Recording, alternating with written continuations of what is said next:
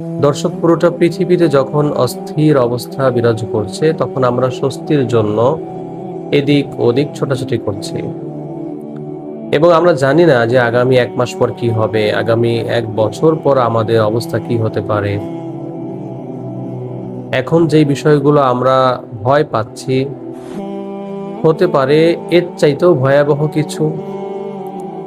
আবার যেরকম ভয় আমরা পাচ্ছি, হতে পারে এর কোনোটাই হবে না।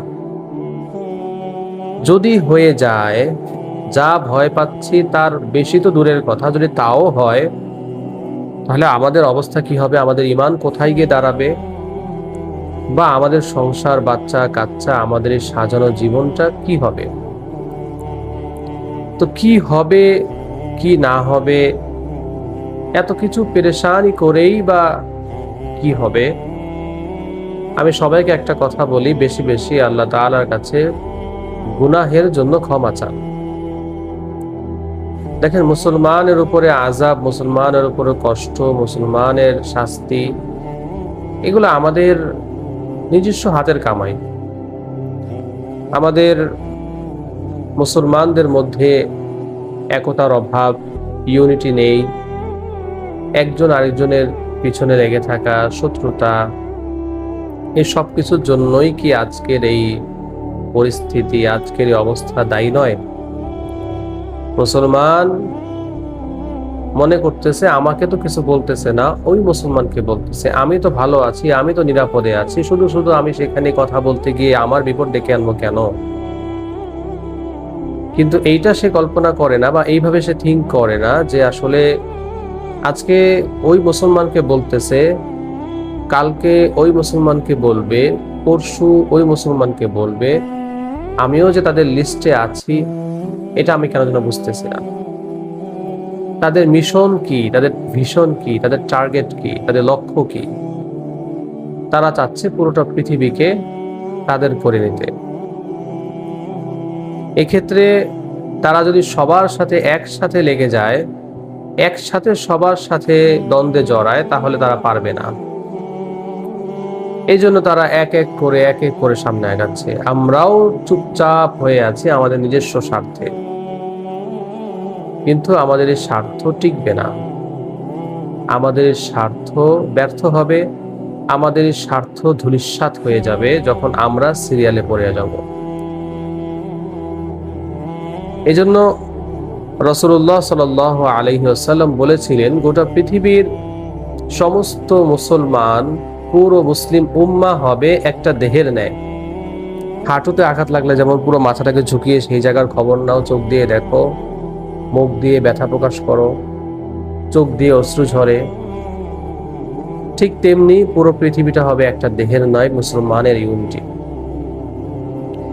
পৃথিবীর এক প্রান্তে কোনো একটা মুসলমান যদি নির্যাতিত হয়, কোনো একটা মুসলমানের উপর জুলুম হয়, আরেক পাশ থেকে গোটা মুসলিম উম্মাহ গর্জে উঠবে।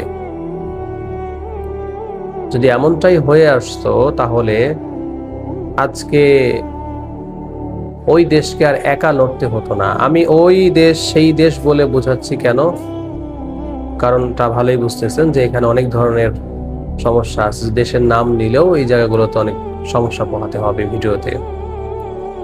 তো তাকে একা লড়তে হতো না। দেখুন, আমাদের যেই দেশটাকে ওরা দিনের পর দিন জুলুম করে, নির্যাতন করে, নিপীড়ন করে শেষ করে দিয়েছে, গোটা বিশ্বের মুসলমান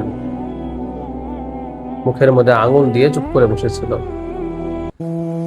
শুধু বসেই থাকেনি, তাদেরকে গোপনে গোপনে, তলে তলে সাহায্য করেছে। যখন এক মুসলমান আরেক মুসলমানের দুঃখে, কষ্টে, নির্যাতনে পাশে আসেনি, আল্লাহ তাআলা অমুসলিমদেরকে মুসলমানের সাহায্যের জন্য দিয়েছে। আপনি দেখেন, আজকের যেই অমুসলিমরা, তারা যখন নির্যাতনের, নিপীড়নের মাত্রা ছাড়িয়ে গিয়েছে, তারা যখন দেয়ালে পিঠ ঠেকে গিয়ে তারাও যখন তাকে রুখে দেওয়ার জন্য প্রাণপণে চেষ্টা করছে, সে একাই লড়ে যাচ্ছে, তার পাশে কোনো মুসলমান নেই।